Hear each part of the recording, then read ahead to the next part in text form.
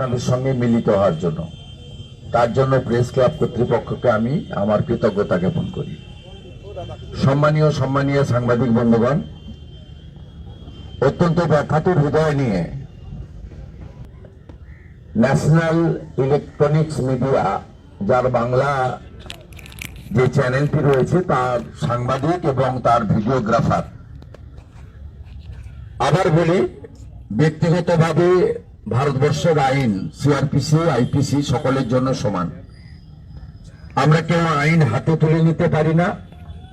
অভিযোগ হলে আমাদের আইন অনুযায়ী ফেস করতে হয়, কিন্তু আমরা সবসময় রেসপেক্ট করি মিডিয়াকে, কারণ তারা আমাদের সংবিধানের চতুর্থ স্তম্ভ হিসেবে দেশবাসী, পাবলিক রিপ্রেজেন্টেটিভ, ব্যুরোক্র্যাটস, জুডিশিয়ারি, তারা সবসময় মিডিয়া এবং মিডিয়া পার্সনদেরকে রেসপেক্ট করে, শ্রদ্ধা করে, কারণ তারা সংবিধানের চতুর্থ স্তম্ভ।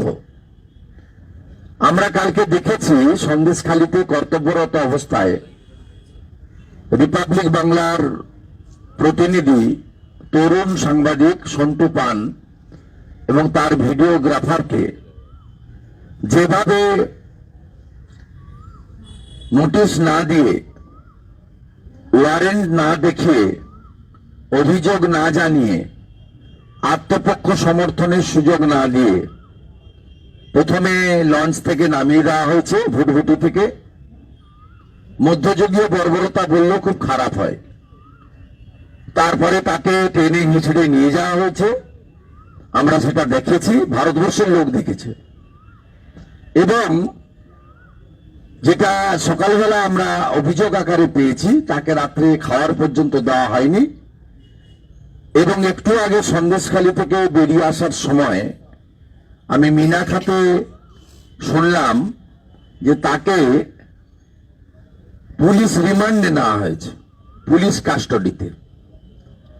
আমি প্রথমত এর নিন্দা জানাই, ধিক্কার জানাই, এবং এই সংবাদ সম্মেলনটি আমি ভারতীয় জনতা পার্টির কার্যালয়, আমার নিজস্ব কার্যালয়, অথবা লিডার অব অপোজিশন হিসেবে বিধানসভা বা বিধানসভার গেটে না করে এখানে করছি। এই কারণে আমি আশা করেছিলাম যে প্রেস ক্লাব, যা একটি নির্বাচিত সংগঠন, তারা তাদের রাজনীতি, ব্যক্তিগত সম্পর্কের ঊর্ধ্বে উঠে তারা এই ধরনের একটি প্রেস কনফারেন্স অর্গানাইজ করবেন এবং ঘটনার নিন্দা করবেন, এবং তারা রাজ্যের মুখ্যমন্ত্রীকে, পুলিশ মন্ত্রীকে, ডিজিপিকে আবেদন করবেন যাতে দ্রুত এই সাংবাদিককে এবং ভিডিওগ্রাফারকে মুক্তি দেওয়া হয়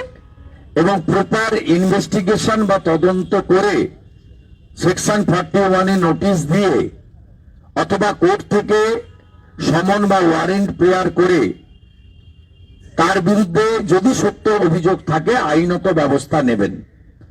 কিন্তু দুর্ভাগ্যজনক হলেও সত্য, সরকার এমন একটি ভীতির পরিবেশ পশ্চিমবঙ্গে তৈরি করেছে, তাতে প্রেস ক্লাব কর্তৃপক্ষ মুখ্যমন্ত্রী তথা পুলিশ মন্ত্রীকে চটাতে চাননি। তারা যে কাজটা করার কথা, সে কাজটা লিডার অব অপোজিশন প্রায় 4 ঘন্টা সন্দেশখালীতে থেকে আমি এতটা পথ ছুটে ছুটে এসে আপনাদের ইউটিউবারদের বিরুদ্ধে সরকারের এই ব্যবস্থাপনার ক্ষেত্রে, এই আক্রমণের ক্ষেত্রে আমি কিন্তু প্রতিবাদের ভূমিকা নিয়েছিলাম। ঠিক একইভাবে আজকে রিপাবলিকের সাংবাদিক হিসেবে নয়, একজন তরুণ সাংবাদিক, তাকে অন্যায়ভাবে, বেআইনিভাবে একটা ক্রিমিনাল শাহজাহান, যাকে পুলিশ ধরতে পারে না, ধরে দিতে পারে না, হাইকোর্টকে বলতে হয় যে অবিলম্বে মূল আসামিকে সারেন্ডার করতে হবে, সিবিআই ইডিকে কেসে ট্যাগ করতে হবে। সেক্ষেত্রে সেকশন 41-এ নোটিশ দেওয়া যেত, তাকে তার বাড়ি পর্যন্ত ফেরার সুযোগ দিয়ে তার বাড়ি থেকে মধ্যরাত্রে বা সকালবেলা গ্রেফতার করা যেত, থানায় ডেকে পাঠিয়ে 41-এ কমপ্লাই না করলে তাকে অ্যারেস্ট করা যেত, তার বিরুদ্ধে যে অভিযোগ ছিল সেই অভিযোগের 2 দিন 3 দিন তদন্ত করিয়ে তাকে কোর্ট থেকে ওয়ারেন্ট প্রেয়ার করে অ্যারেস্ট করা যেতে পারত। তাকে আত্মপক্ষ সমর্থনের জন্য যে কমপ্লেনটা মাননীয় এক মহিলা করেছেন বা করানো হয়েছে তার কাউন্টার ভিডিও ফুটেজ ওই সময়কার সেই সাংবাদিকের কাছ থেকে নেওয়া যেতে পারত, কিন্তু এগুলোর কোনোটাই করেনি। আমার মনে হয়েছে শান্টু পান মহোদয় তৃণমূল কংগ্রেসের যিনি কোম্পানির ম্যানেজিং ডাইরেক্টর তথা মাননীয় মুখ্যমন্ত্রীর খুব প্রভাবশালী ভ্রাতুষ্পুত্র, যিনি আবার তৃণমূলের একজন সাংসদও বটে, তাকে যখন ইডি ডাকে, অনেকবারই ডেকেছে, তখন ইডি তাকে ডাকে সিজিও কমপ্লেক্সে, তখন বাইরে অনেক সাংবাদিক মহোদয়ের হয়তো হাউসের নির্দেশে হয়তো ব্যক্তিগত আশঙ্কা বা শঙ্কায় প্রশ্ন করার সেদিন হয়তো ইচ্ছা থাকলেও সাধ্যে কোলায়নি, কিন্তু সন্টু পান তিনি কিন্তু সেদিন তাকে প্রশ্ন করেছিলেন, আমরা সবাই দেখেছি। হয়তো এই কারণে পশ্চিমবাংলার প্রিন্সকে প্রশ্ন করার জন্য একটা তাকে প্রতিহিংসার বশবর্তী হয়ে শাসকের ক্ষমতা, দম্ভ, অহংকারের বহিঃপ্রকাশ ঘটিয়ে টেনে হিঁচড়ে তুলে নিয়ে যাওয়া হয়েছে। পুলিশ লকআপে খাবার দেওয়া হয়নি এবং পিসি চাওয়া হয়েছে। এই বর্বরতা, এই অন্যায়, একে বরদাস্ত করা যায় না। আমি আপনাদের মাধ্যমে পশ্চিমবাংলার সাংবাদিক কুলকে শুধু নয়, সমস্ত রাজনৈতিক দল এবং মেরুদণ্ড শক্ত রাখা প্রতিবাদীদের বলবো, এই সাংবাদিককে যে কায়দায় গ্রেপ্তার এবং পুলিশ রিমান্ডে নেওয়া হয়েছে এর বিরুদ্ধে প্রতিবাদে গর্জে উঠুন এবং আমাদের রাজ্যের বিশিষ্ট আইনজীবীরা তারা জোট বেঁধে কিভাবে আইনি পরামর্শ দিয়ে এই মিথ্যা মামলা খারিজ করা যায় অথবা এই মামলাকে নিরপেক্ষ তদন্ত স্বার্থে সিবিআইকে ট্রান্সফার করিয়ে সন্টুকে জামিনে মুক্তি দেওয়া যায় তার উদ্যোগ গ্রহণ করুন। এই আবেদন আপনাদের মধ্যে থেকে মাধ্যমে আমি আজকে রাখতে চাই। আজকে আমি সারা দিন সকাল থেকে বেরোনোর সময় থেকে এই কালো ব্যাজটা বুকে রেখেছি। আমার সোশ্যাল মিডিয়া হ্যান্ডেল, আমার যে আপনার এক্স হ্যান্ডেল আছে, ফেসবুক আছে, ইনস্টাগ্রাম আছে, সব জায়গায় আপনি দেখবেন আমি ব্ল্যাক সিম্বল রেখেছি 24 ঘন্টার জন্য। এটা আমার সিম্বলিক প্রোটেস্ট এই অ্যাট্রোসিটি এগেইনস্ট রিপোর্টার্স এবং সলিডারিটি টুয়ার্ডস দ্য জার্নালিস্ট। আমি আমার কথা শেষ করলাম। এ থেকে যেটা উঠে এসছে, বিভিন্ন জায়গায় বিক্ষোভ দেখাচ্ছে, আসানসোলে, এখানে বিজেপি দপ্তরে, এইটা নিয়ে কি বলবেন? আসানসোলে বিক্ষোভ টিক্ষোভ আমি জানি না, আর এখানে মুরলীধর সেনে যে 20টা লোক বসে আছে এরা সব তৃণমূল করে, এরা প্রয়োজনে নিজেদের কমিউনিটিকে ব্যবহার করছে। আমি প্রথা হচ্ছে ওই পুলিশ অফিসার নিজে সেলফ ডিক্লেয়ার করছে যে আমাকে এই কথা বলা হয়েছে। আমার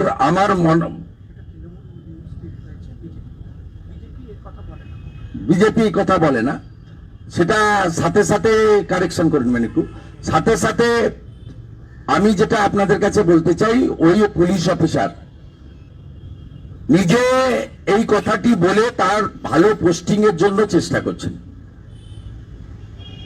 এটা আমার মনে হয়েছে।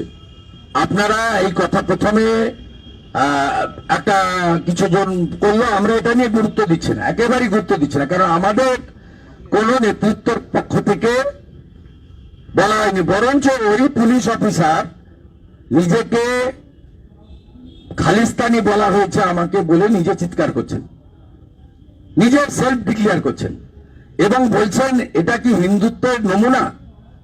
এই যে হিন্দুত্বকে অ্যাটাক করছেন একজন পুলিশ অফিসার দাঁড়িয়ে, এটা মমতা ব্যানার্জিকে কি তুষ্টিকরণ করার জন্য? আর দ্বিতীয়ত, খালিস্তান শব্দের সঙ্গে শিখদের, গুরু নানকজির যারা আদর্শ পালন করেন, আমরা গুরু নানকজি, গুরু তেগ বাহাদুর, গুরু গোবিন্দ সিংকে প্রণাম করি, তাদের লড়াইতে আমাদের দেশ স্বাধীন হয়েছে। আমরা খুব পরিষ্কার ভাবে বলতে চাই, শিখ ধর্মের সঙ্গে খালিস্তান শব্দের কোনো সম্পর্ক নেই, কমপ্লিটলি সারাদিন সন্দেশখালীতে ডিভিশন বেঞ্চে মমতা ব্যানার্জি এবং তৃণমূল হারার পরে তাদের মুখে যে চুনকালিটা লেগেছে, আর আমি যেভাবে 11:50 থেকে বেলা 3:30 পর্যন্ত সন্দেশখালীর পাড়া পাড়ায় গ্রামে গ্রামে ঢুকে গেছি, যেভাবে জনজোয়ার হয়েছে, জনশুনানি হয়েছে, সেখান থেকে চোখ ঘুরিয়ে দেওয়ার জন্য প্লট রেডি করা হয়েছে। এর সঙ্গে বাস্তবতার কোনো সম্পর্ক নেই। ভারতীয় জনতা পার্টি এই ধরনের কোনো শব্দ প্রয়োগ করে না, প্রয়োজন হয় না। তৃণমূলের নেতা নেত্রী মমতা ব্যানার্জি টুইট করেছেন, ওনার টুইট এক্স হ্যান্ডেল উনি নিজে করেন না অন্য কেউ করেন আমি জানি না। আমি মমতা বন্দ্যোপাধ্যায়কে বলবো, গতকাল আপনার মাননীয় কাউন্সিলর অনন্যা ব্যানার্জি না কি নাম, তিনি কাকি কাণ্ড করেছেন কলকাতা কর্পোরেশনে। খ্রিস্ট ধর্ম যারা মানেন তাদেরকে কিভাবে অ্যাটাক করেছেন। মমতা ব্যানার্জি আপনি চুপ কেন? অনন্যা ব্যানার্জিকে নিয়ে আপনার ডেরেক ব্রায়েন তার মুখটা সেলাই হয়ে গেছে কেন? আমি এই প্রশ্নের উত্তরটা জানতে চাই। আরেকটা হচ্ছে তৃণমূলের প্রতিনিধি দলের যে আবেদন শুনে রাজ্যপাল আজকে চুপ রয়ে গেছেন, এই রাজ্যপালের ভূমিকা বা সফর নিয়ে কি বলবেন? আমি সমর্থন করি। উনি মানবিক কারণে গেছেন। এর আগেও তিনি যখন ভাঙড়ে গেছিলেন, আইএসএফ এর যে কর্মী সমর্থক খুন হয়েছিল তাদের বাড়িতেও গেছেন। তিনি কোথায় গেছেন? রাজধর্ম পালন করেছেন, যেটা তৃণমূল কংগ্রেস কোনোদিন পালন করে না। মমতা বন্দ্যোপাধ্যায় রামপুরহাটের বকটুইতে ঘটনা ঘটার 3 দিন পরে পৌঁছান, আমরা পরের দিন পৌঁছাই। মমতা বন্দ্যোপাধ্যায় দিল্লিতে পাঞ্জাবে কোথায় কোথায় যাওয়ার পরিকল্পনা করতে পারেন। সিউড়িতে গিয়ে তিনি সন্দেশখালীর মা বোনেদের বহিরাগত বলতে পারেন, আরএসএস কে আক্রমণ করতে পারেন, বিজেপিকে আক্রমণ করতে পারেন, সন্দেশখালীর মা বোনেদেরকে আক্রমণ করতে পারেন, কিন্তু তিনি সন্দেশখালীতে যাওয়ার সময় পান না। তার একাধিক ঘটনা আমরা দেখেছি। হাঁসখালীর ক্ষেত্রে আমাদের ওই শিশু কিশোরী কন্যাটিকে তিনি কিভাবে আক্রমণ করেছিলেন, ওই ভাষা আমি মুখে বলতে চাই না। অনেক মাতৃমণ্ডলী দিদি বোনরা এখানে আছেন। পরবর্তীকালে কামদুনির ঘটনা, তার আগে পার্ক স্ট্রিটের ঘটনা। কামদুনিতে আমরা গিয়ে অবাক হয়েছি, টুম্পা মৌসুমী বা যিনি ধর্ষিতা হয়ে খুন হয়েছেন তার বাড়িতে প্রোটেকশন দেওয়া হয়নি। যিনি ফাঁসি দণ্ডাদেশপ্রাপ্ত ছিলেন, পরবর্তীকালে কলকাতা হাইকোর্ট থেকে খালাস পেয়েছেন, তার বাড়ির সামনে মমতা বন্দ্যোপাধ্যায় পুলিশ প্রোটেকশন দিয়েছে। সবকিছুই এই রাজ্যে হয় রাজনীতিকরণের জন্য। রাজ্যপাল যেটা করেছেন বা করছেন, তিনি কিন্তু তার যে সাংবিধানিক কর্তা হিসেবে যে কর্তব্য সেটা তিনি পালন করছেন, যে কর্তব্য রাজ্যের মুখ্যমন্ত্রী প্রশাসনিক কর্তা পালন করেন না। শুভেন্দুদা, আমি দীপঙ্কর মন্ডল, এনকেটিভি বাংলা থেকে বলছি। শুভেন্দুদা, গতকাল নবান্ন থেকে মুখ্যমন্ত্রী সাংবাদিক বৈঠক করে ঘোষণা করেন যে বিভিন্ন রাজ্যে, পশ্চিমবঙ্গ ছাড়া ভিন রাজ্যে সাংবাদিকদের গ্রেপ্তার করা হয়, এবং আমরা দেখলাম কালকে সন্ধ্যাবেলায় আমাদের রাজ্যের একজন ইয়াং জার্নালিস্টকে গ্রেপ্তার করা হলো। ঘটনা কি কাকতালীয় নাকি কোনো মিল? আপনি আপনাকে বলে দিয়ে এটা সুপরিকল্পিত। কারণ তিনি সন্দেশখালীর ঘটনায় এতটা ড্যামেজ হয়েছেন যাতে উনার 500,000-এর গল্প, 100 দিনের কাজের টাকা দেওয়ার গল্প, চা বাগানের শ্রমিকদের 60,000 টাকা করে অ্যাকাউন্টে ঢুকিয়ে দেওয়ার গল্প, মানে ভোট কেন্দ্রিক যা যা ওনার ভাবনা ছিল সব গোলমাল হয়ে গেছে। এবং যেভাবে লাগাতার আপনারা বাধ্য হয়েছেন বা আপনারা করেছেন, আমি থ্যাঙ্কস টু দি মিডিয়া, কারণ আমরা ঢুকতে পারিনি। অনেক লড়াইয়ের পরে আজকে সিঙ্গেল বেঞ্চের রায়কে পর্যন্ত ওই সেট পুলিশ অফিসার চ্যালেঞ্জ করেছেন, আপনারা দেখেছেন যে আপনাকে ঢুকতে দেব না যতক্ষণ না ডিভিশন বেঞ্চে হিয়ারিং কমপ্লিট হয়ে জাজমেন্ট আসছে।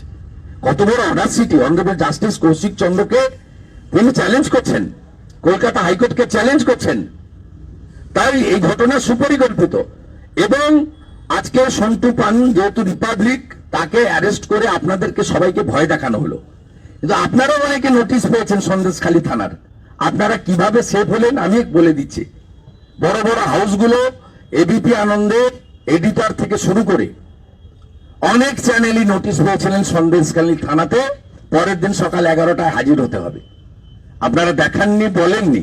আমি আজকে দায়িত্ব নিয়ে বলছি, অপোজিশন লিডার হিসেবে জনগণকে জানাচ্ছি যে সবাইকে ভয় দেখানো হয়েছে।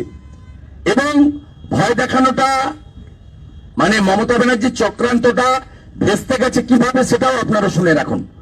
আমাদের যে ন্যাশনাল NCW এসেছিলেন, তাদের অনেকগুলো বক্তব্যের মধ্যে একটা সামান্য অংশের পোর্শনকে যে কেটে দেখানো হয়েছিল রাজ্য পুলিশের হ্যান্ডেল থেকে, যে তারা বলছেন যে আপনার কোন মহিলা ধর্ষণের বা নির্যাতিত হওয়ার অভিযোগ তাদের কাছে করেননি, এবং এই পোর্শনটাকে কেটে রাজ্য পুলিশের পক্ষ থেকে এক্স হ্যান্ডেলে পোস্ট করা হয়। এবং আপনাদের অনেকগুলো, শুধু এবিপি আনন্দের এডিটর নয়, অনেকগুলো চ্যানেলকে নোটিশ পাঠানো হয় আগামীকাল সকালবেলা সন্দেশখালী থানায় 11টার সময় আপনাদের হাজির হতে হবে। এবং পরের দিন এই আপনাদের হাজির হওয়ার আগে এনসিডব্লিউ থেকে খুব বড় লম্বা টুইট এবং ভিডিও ফুটেজ দিয়ে দেওয়া হয় যে একাধিক মহিলা তাদের শারীরিক নির্যাতন এবং ধর্ষণ থেকে শুরু করে মলস্টেশন থেকে শুরু করে সব ধরনের অত্যাচারের কথা তারা বলেছেন তাদের কাছে। তাদের জিডি কমপ্লেন নেওয়া হয় না, থানা বলে শাহজাহানের সঙ্গে কথা বলো। এইটা তারা পোস্ট করার পরে আপনাদের উপরে আক্রমণ করার জন্য অস্ত্রটা ভোতা হয়ে যায় প্রথম, তখন থমকে যায়। তারপরে গতকাল ওখান থেকে একজন সম্মানীয় মহিলাকে তৃণমূল কংগ্রেসের সাহায্যে, আমি মনে করি পুলিশের ম্যানুফ্যাকচার করা আর্টিফিশিয়াল ফলস ফেব্রিকেটেড ম্যালাফাইড ইন্টেনশনের এফআইআর লজ করে রিপাবলিকের পার্টিকুলার 20 সাংবাদিককে অ্যারেস্ট করা হয়। তার কারণ সন্টু পান আলালের দুলাল কয়লা ভাইপোকে সিজিও কমপ্লেক্সের সামনে প্রশ্ন করার সাহস রেখেছিল।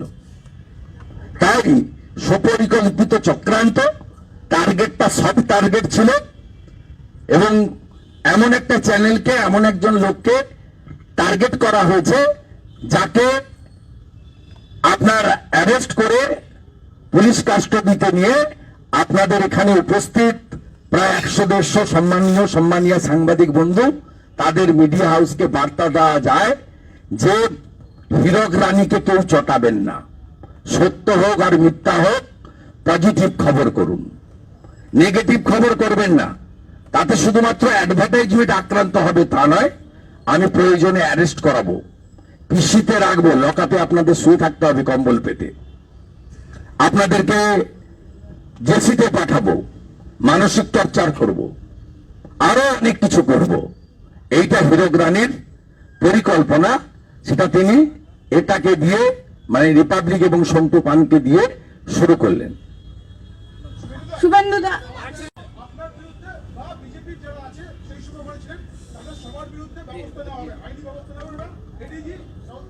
ওকে বলুন, ডেলি করতে বলুন, ওগুলো কোনো আমি মূল্য দিই না।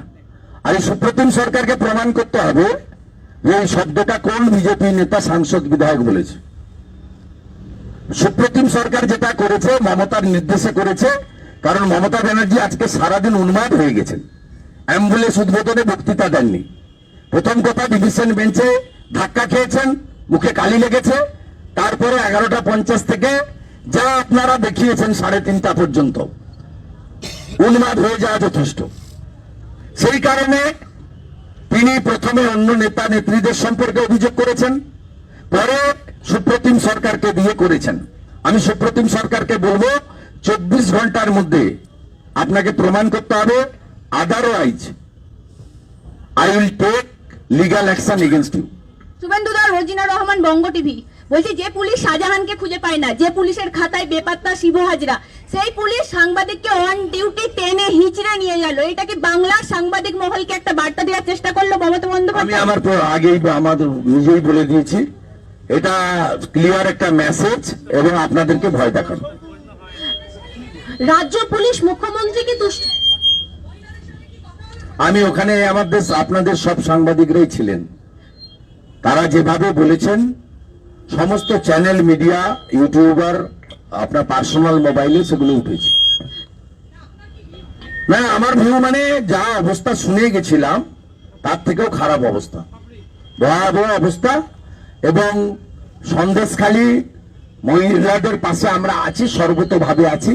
আর এই মহিলাদেরও মহেশ্বর সর্দারকে দিয়ে টাকা বিতরণ করে বা হঠাৎ করে পাট্টা ইস্যু করে কোনো লাভ হবে না। মমতা ব্যানার্জির ট্রেন ছেড়ে গেছে। রাজ্য পুলিশ মহিলাদের চোখের জলেই উনাকে বিদায় নিতে হবে। রাজ্য পুলিশ মুখ্যমন্ত্রীকে তুষ্ট করার জন্য নিপীড়িতার মুখ দেখিয়েছে, তারপরে সেটা ডিলিট সুকান্ত মজুমদার মাননীয় রাজ্য সভাপতি এবং সাংসদ, তিনি যেই এনসিডব্লিউ তে কমপ্লেন করেছেন সাথে সাথে উইথড্র করেছে। এরা মমতা বন্দ্যোপাধ্যায় স্থাপকতা করতে গিয়ে একটার পর একটা ভুল করছে বলেই আজকে চিফ জাস্টিসের বেঞ্চে আমি পারমিশন পেয়েছি ঢোকার। এক কেসে সিবিআই ইডি কে ট্যাগ করতে বলেছেন। দুই, শাহজাহানকে সারেন্ডার এবং অ্যারেস্ট করার ক্ষেত্রে চিফ জাস্টিস ডাইরেকশন দিয়েছেন একেবারে ওপেন কোর্টে। এগুলো মমতা বন্দ্যোপাধ্যায় এবং তার পরিচালিত পুলিশের ভুল ভ্রান্তির জন্যই এই ঘটনাগুলো পরপর ঘটেছে। ঠিক আছে, আমার আরো একটা কাজ আছে। সুরেন্দ্রদা, আমি একটু সল্টলেক যাবো। এক সেকেন্ড সুরেন্দ্রদা, এক সেকেন্ড। সুরেন্দ্রদা, মৃণাল সরকার, সুরেন্দ্রদা মৃণাল সরকার বলছি, বলুন। সুরেন্দ্রদা এদিকে, মৃণাল সরকার বলছি সুরেন্দ্রদা, এই একই ঘটনা, এই বারবার সাংবাদিকরা আমরা মার খাবো, বারবার আমাদেরকে নিগৃহীত হতে হবে, আমাদের উপর অত্যাচার হয়ে যাবে, আপনারা এসে সাংবাদিক সম্মেলন করবেন, তারপর আবার দুদিন চুপচাপ থাকবে, কিছু প্রতিবাদ হবে, তারপর জেকে সেই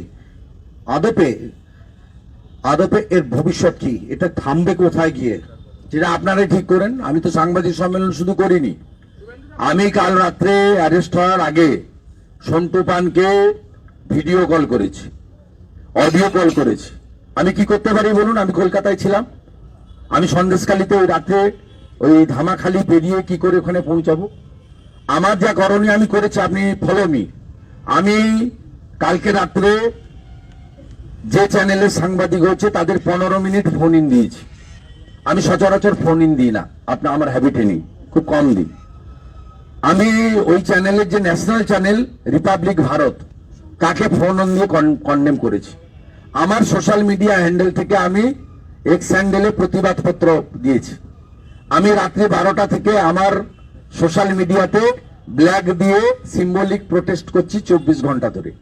আমি সকাল 8টার সময় আমার যখন বাড়ি থেকে বা ফ্ল্যাট থেকে বেরোই, তখন বুকে কালো রিবনটা লাগিয়ে আমি নিজাম প্যালেস থেকে যাত্রা শুরু করি সন্দেশখালীর দিকে। এবং আমি সন্দেশখালীতে ননস্টপ সারাদিন কাজ করে, অনেক লড়াই করে, পিচ রাস্তায় বসে মহামান্য উচ্চ আদালতে প্রধান বিচারপতির বেঞ্চে তার অনুকম্পায় আমি সেখানে ঢুকে মানুষজনের সঙ্গে 3-3.5 ঘন্টা কথা বলে একেবারে ননস্টপ আপনাদের কাছে এখানে এসে পৌঁছে আমার প্রোটেস্ট রাখছি। আগামী দিনেও আমি সন্টু পানের বাড়িতে যাওয়া, রিপাবলিক টিভিতে গিয়ে তাদের প্রতি সলিডারিটি জানানো, ডেমোক্রেটিক ওয়েতে একজন লিডার অব অপোজিশন হিসেবে দেবমাল্য বাগচির জন্য যা করেছিলাম, যেটা ওর নিজের হাউস করেনি, এক্ষেত্রে তো তার নিজের হাউস করছে। আমার তখন এক্স এর নাম টুইট ছিল, আমার টুইটকে ট্যাগ করে তারপরে দেবমাল্যর হাউস প্রতিবাদ শুরু করে, তাও খুব ছোট ছোট করে, অনেক কষ্টে। এই কাজটা যাদের করা উচিত তাদের, আমার যে লিমিটেশনের মধ্যে, আমি সরকার নই, আমি পুলিশ কন্ট্রোল করি না, আমি লয়ার নই যে হাইকোর্টে গিয়ে ওর জন্য এক্ষুনি বা লোয়ার কোর্টে গিয়ে বেল মুভ করব। আমি আমার যে করণীয় কাজগুলো আছে লিডার অব অপোজিশন হিসেবে, আমি সেটা সিনসিয়ারলি করছি, ডেমোক্রেটিক যে সেটআপ আছে সিস্টেমের মধ্যে দাঁড়িয়ে, হুলিগানিজম না করে। কিন্তু আপনাদেরকে ভাবতে হবে, আজকে প্রেস ক্লাবের লনে একজন পলিটিক্যাল ওয়ার্কার, একজন পাবলিক রিপ্রেজেন্টেটিভ, একজন লিডার অব অপোজিশন, তিনি প্রেস কনফারেন্স করছেন, ভিতরটা আমি পাইনি, আমি ত্রিপুরে চিঠি পাঠিয়েছি, পাইনি, হয়তো প্রিঅকুপাইড, হয়তো অন্য কোনো কারণ থাকতে পারে, কিন্তু আমাকে লনটা দিয়েছেন, আমি গ্রেটফুল। কিন্তু এটা তো করার কথা ছিল আপনাদের এখানে যিনি প্রেসিডেন্ট হয়েছেন আনকনটেস্টেড বা জিতে জানি না, আর সেক্রেটারি, এটা আমার করার কথা নয়। আপনাদের সকলের বুকে তো কালো ব্যাজ নেই, চ্যারিটি বিগিনস এট হোম। আপনার কমিউনিটি, সাংবাদিক কমিউনিটি যদি আপনারা একমত হয়ে নামতে না পারেন, আপনি কার দিকে আঙুল দেখাচ্ছেন? আমি যে পারফরমেন্স করছি লাস্ট 18-20 ঘন্টা, সেই পারফরমেন্সের 10%ও কি আপনার প্রেস ক্লাব করেছে মধ্যরাত্রে একটা সাদামাটা প্রেস কনফারেন্স, প্রেস স্টেটমেন্ট দেওয়ার বাইরে? সীমাবদ্ধতা আছে। কারণ এরা অনেকেই ভাতাজীবী, এদের সরকারের সঙ্গে অনেকগুলো বিষয় রয়েছে, শুনতে খারাপ লাগবে। প্রেস ক্লাবের লনে দাঁড়িয়ে বলেছে, প্রেস ক্লাবের সেক্রেটারি, তার পলিটিক্যাল আইডেন্টিফিকেশন রয়েছে, তিনি যৌথ ফ্যামিলিতে থাকেন, ওনার ভাই শান্তিপুর পুরসভা তৃণমূলের ভাইস চেয়ারম্যান। তিনি পারবেন না মমতা ব্যানার্জি বা তার সরকারের বিরুদ্ধে যেতে, পারবেন না, এটা একেবারে ট্রু ফ্যাক্ট। বাকি আপনারা যারা আছেন মেরু শিরদাঁড়াটা এখনো আলমারিতে রেখে আসেননি, তাদের কাছে আমি আশা করব আরো বেশি অ্যাগ্রেসিভ হইতে আপনারা করবেন। আজকে সন্তুর সঙ্গে যা হয়েছে, কালকে মৃণাল বাবুর সঙ্গে এটা হবে। আমি নন্দীগ্রাম গণ আন্দোলন করেছি, ক্রেডিট নন্দীগ্রামের মানুষের, কিন্তু আমি কোঅর্ডিনেটর ছিলাম, আমার কথা সবাই শুনতো, অনেকগুলো দল সংগঠন ছিল, আমার কথা শুনতো। আমি জঙ্গলমহলে লিড করেছি, সেখানেও যারা ছিল বিভিন্ন কমিউনিটি গোষ্ঠী, তারা আমার কথা শুনতো। আমি কোঅর্ডিনেটর ছিলাম, নেতা ছিলাম না, মাতব্বরি করিনি। জনজাগরণের মধ্য দিয়েই এটা ঘটবে। এবং পশ্চিমবঙ্গে 11-র আগেও যেভাবে জুডিশিয়ারি ত্রাতার ভূমিকা নিয়েছিল অনেকগুলো ইস্যুতে, এখনো জুডিশিয়ারি অনেকটাই ত্রাতার ভূমিকা নিয়েছে। আর 356 করার ক্ষেত্রে আমার পার্সোনাল ওপিনিয়ন যাই থাকুক না কেন, আমার পার্টির পক্ষ থেকে, পার্টি বিজেপি ন্যাশনাল পার্টি, এবং নরেন্দ্র মোদীজির 10 বছরের রাজত্ব প্রায় 3-4 মাস বাকি আছে মাত্র, এই সময়কালে তিনি কোথাও 356 লাগাননি, এমন কোনো নজির নেই। কংগ্রেসের আমলে এটা আমরা ফ্রিকুয়েন্টলি ইম্পোজ করতে দেখেছি, লাগাননি। কিন্তু আপনি যদি বলেন as a citizen of the Bengal, voter of the Bengal, এবং একজন political small worker of the Bengal, এবং দীর্ঘদিনের জনপ্রতিনিধি, 3বার কাউন্সিলর, 2বার এমপি, 4বারের এমএলএ, তাহলে আপনি কি একমত এসসি কমিশন অথবা এনসিডাব্লিউর সঙ্গে? আমি বলবো হ্যাঁ, আমি একমত, আমি সমর্থন জানাচ্ছি, আমি সেকেন্ড করছি। এসসি কমিশন যেটা মাননীয় রাষ্ট্রপতি মহোদয়কে দিয়েছেন, এবং এনসিডাব্লিউ যেটা মাননীয় রাজ্যপাল মহোদয়কে দিয়েছেন, তার সঙ্গে আমি একমত। কিন্তু as a member and functionaries of the ভারতীয় জনতা পার্টি, আমার পার্টি এই বিষয়ে তার স্ট্যান্ড পয়েন্ট এখনো ঘোষণা করেনি। এবং গত 10 বছরে নরেন্দ্র মোদীজি অত্যন্ত ডেমোক্রেটিক ওয়েতে দেশ চালাচ্ছেন। কংগ্রেসের, আমি তো নাম্বার নিয়ে অপোজিশন লিডার, কিন্তু মমতা ব্যানার্জি প্রথম 2 বছর আমাকে বিরোধী দলনেতা বলতে তার খুব আপত্তি ছিল, পরে ঠেলায় পড়ে বলেছেন আমাদের বিরোধী দলনেতা, ঠেলায় পড়ে। এই 6-8 মাস হলো বিধানসভায় 2-1 বলেন যে আপনিও শুনুন, আপনার কথাও আমরা শুনবো। এই সবে 6-8 মাস হলো, এই ঠেলায় না পড়লে বিড়াল গাছে ওঠে না। প্রথম 2 বছর যারা অ্যাসেম্বলি বিট করেন দেখেছেন, তুই কে রে, তুই এরে, তো ইত্যাদি একটা মানে স্বীকার করতে ভীষণ তার কষ্ট ছিল। কোনটা ছিল? নরেন্দ্র মোদীজি 10% এমপি না থাকা সত্ত্বেও মেজর ব্লক হিসেবে কংগ্রেসকে অপোজিশনের স্বীকৃতি দিয়েছেন।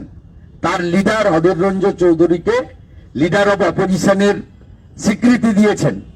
সিবিআই ডাইরেক্টর বলুন, চিফ জাস্টিস অব ইন্ডিয়া বলুন, লোকায়ুক্ত বলুন, ইনফরমেশন কমিশনার বলুন, সব ক্ষেত্রে সিলেকশনের ক্ষেত্রে তাকে প্রপারলি 15 দিন আগে নোটিশ এবং তার যে ডকুমেন্ট বা যা যা অ্যাপ্লিকেন্ট যাদের শর্টলিস্ট হয়েছে সব তার কাছে পাঠিয়ে তার প্রপার ওপিনিয়ন নিয়েছেন।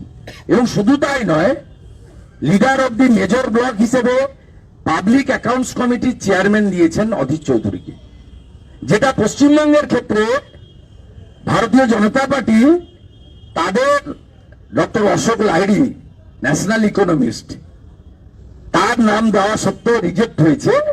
এবং আমরা ফিনান্স কমিটিতে আমরা 6টা পাই, ওরা 14টা পায়। আমাদের যে 6 জনের মধ্যে কাউকে না করে ওদের 14 জনের মধ্যে একজনকে রিজাইন করে প্রথমে মুকুল রায়কে, পরবর্তীকালে কৃষ্ণ কল্যাণীকে করে অপোজিশনকে তিনি স্বীকৃতি দেননি। আজকে পাবলিক অ্যাকাউন্টস কমিটি কার্যত ডিফাঙ্ক থাকার পরে ফলে আজকে ক্যাগ রিপোর্ট ডিসকাশন হয় না, পিএসসি রিপোর্ট আপনার ফিনান্স বিলের মাধ্যমে অ্যাসেম্বলিতে আসে না, পাবলিক অ্যাকাউন্টস কমিটি কার্যত অচল। এই হচ্ছে difference in between Narendra Modi and hypocrite Mamata Banerjee. কে বলছে? তৃণমূলের কোন লোকটা? কোন স্তরের লোক? ফোর্থ গ্রেড এমপ্লয়ি, না কন্ট্রাকচুয়াল, না ক্যাজুয়াল, না গ্রুপ সি? হ্যাঁ,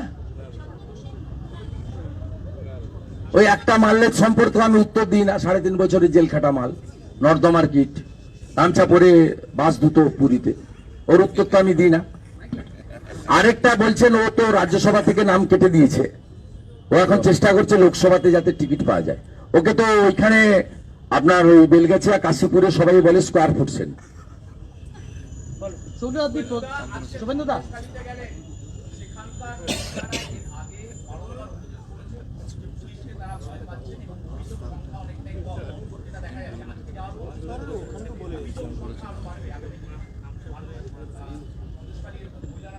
ইন্ডিপেন্ডেন্ট এজেন্সি অর্থাৎ সিবিআই, এনআইএ এরা যদি কাজ করতে শুরু করে, তৃণমূল যা করেছে 12 বছর কি কি করেছে, আজকে আমি কয়েক হাজার মেয়ের সঙ্গে হেঁটেছি এবং অন্তত 40-50 জন ভিকটিমের সঙ্গে 1-to-1 কথা বলেছি। আমি ভেবেছিলাম আমাকে তারা হয়তো খুলে বলবেন না, তো তারা তাদের অত্যাচারিতর কথা আমাকে বলেছেন এবং তারা বলছেন এটা একদিনের ঘটনা নয় দাদা। তৃণমূল ক্ষমতায় আসা এবং 13 সালে শাহজাহান সিপিএম থেকে তৃণমূলে যোগ দেওয়ার পরে 13-র পর থেকে কন্টিনিউয়াস শাহজাহান এবং তার বাহিনী এটা চালিয়ে যাচ্ছেন। শুধু শারীরিক নির্যাতন, ধর্ষণ, শ্লীলতাহানি নয়, তাদের ভোটাধিকার পর্যন্ত তারা লাস্ট ভোট দিয়েছিলেন 2011 সালের বিধানসভার ভোটে।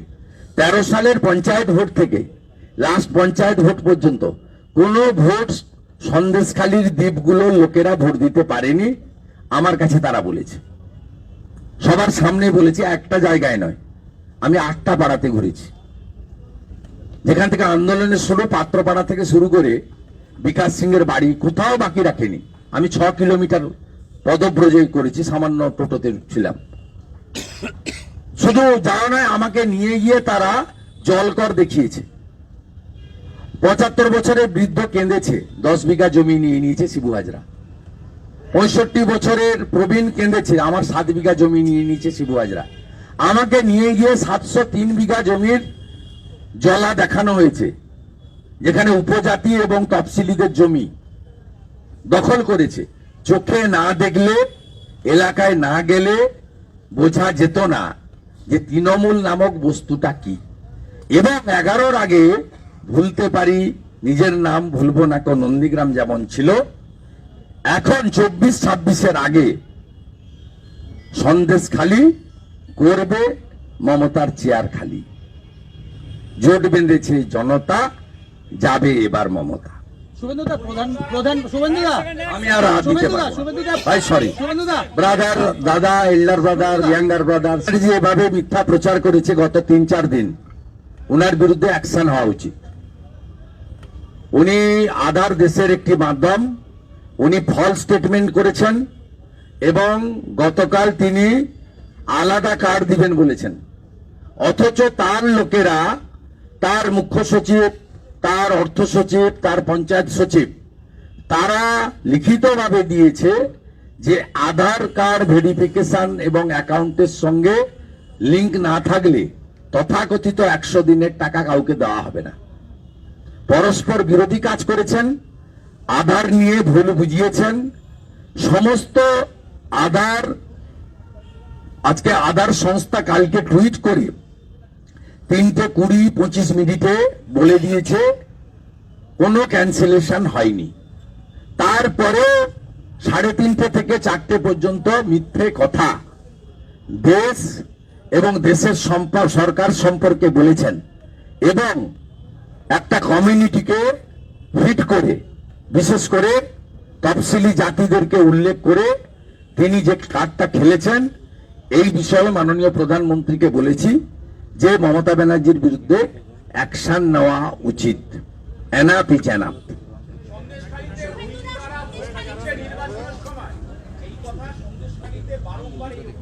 150 রোহিঙ্গার বসতি আছে, তাদের আধার কার্ড আছে, তাদের 50টা মোটরসাইকেল শাহজাহান দিয়ে রেখেছে, প্রত্যেকদিন সন্ধ্যাবেলা সুদ আদায় করতে যায়। 150 জনের বসতি আছে। সরবেড়িয়া বাজারে ঘুরে আসবেন, শাহজাহান কি জিনিস দেখতে পাবেন।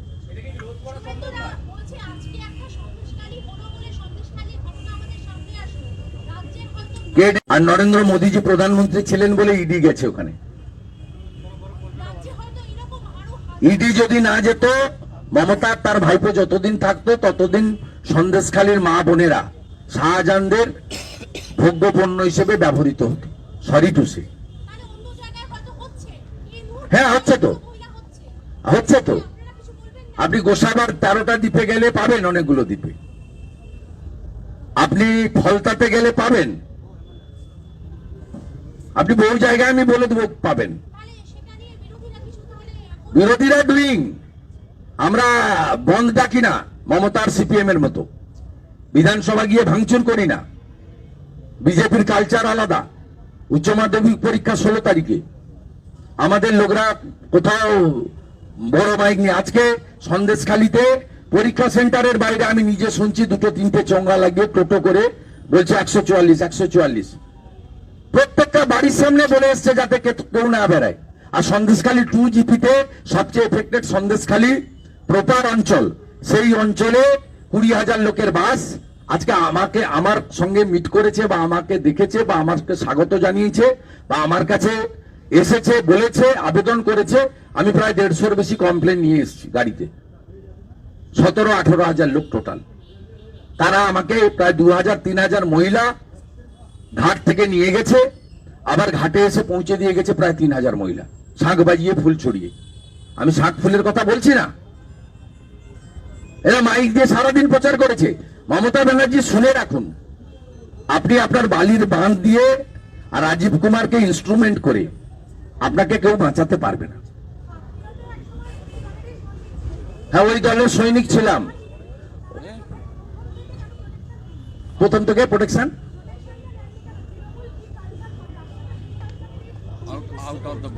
না, ওই কালচারের আমি অংশীদার ছিলাম না। আমি ভাইপো কালচারের অংশীদার নই। আপনি কোন চ্যানেল আমি জানি না, সম্মান রেখে বলছি, ভাইপো কালচারের সঙ্গে কোনোদিন ছিলাম না।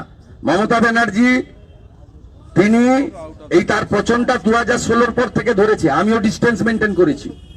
এবং আমি কখনোই চাইনি যে সিপিএম ক্ষমতায় চলে আসুক। সিপিএম এর অত্যাচার আমি দেখেছি। আমি জ্যোতিবাবুকে রেসপেক্ট করি, প্রমোদ দাশগুপ্তকে প্রণাম করি, বিনয় চৌধুরীকে রেসপেক্ট করি, আমি গীতা মুখার্জি, নারায়ণ চৌবেদেরকে প্রণাম জানাই, সুকুমার সেনগুপ্তকে শ্রদ্ধা করি। সিপিএমটা যখন পরে পরে লক্ষণ শেঠ, হান্নান মোল্লা, মজিদ মাস্টার, ডাব্লিউ আনসারিদের কাছে চলে যায়, সেদিন থেকে সিপিএম এর পতন শুরু হয়। যেদিন মমতা ব্যানার্জির বিকল্প শক্তি হিসেবে বিজেপির উত্থান হয়, সেদিন আমি বিজেপির সঙ্গে যাই। কারণ মমতা বন্দ্যোপাধ্যায়কে সেই সময় দুর্বল করলে সিপিএম শক্তিশালী হতো। আমি কখনোই চাইনি সিপিএম শক্তিশালী হোক, কারণ আমি নন্দীগ্রামের বুকে দাঁড়িয়ে সিপিএম এর অত্যাচারগুলো চোখের সামনে দেখেছি। আমি ক্লিয়ার করলাম। আর ভাইপোর রাজনীতিতে আমি নেই। ভাইপো 14 সালে 11 সালে এখানে আসে, আমার হাত থেকে মাইক কাড়ায়। 14 সালে তাকে এমপি করা হয়, 16 থেকে হাত পাকায়। যত জেলের ভিতরে আছে, শান্তনু, কুন্তল, সবগুলো, কালীঘাটের কাকু, অয়নশীল, সব লাল চুল কানে দুল, তার নাম যুবা তৃণমূল।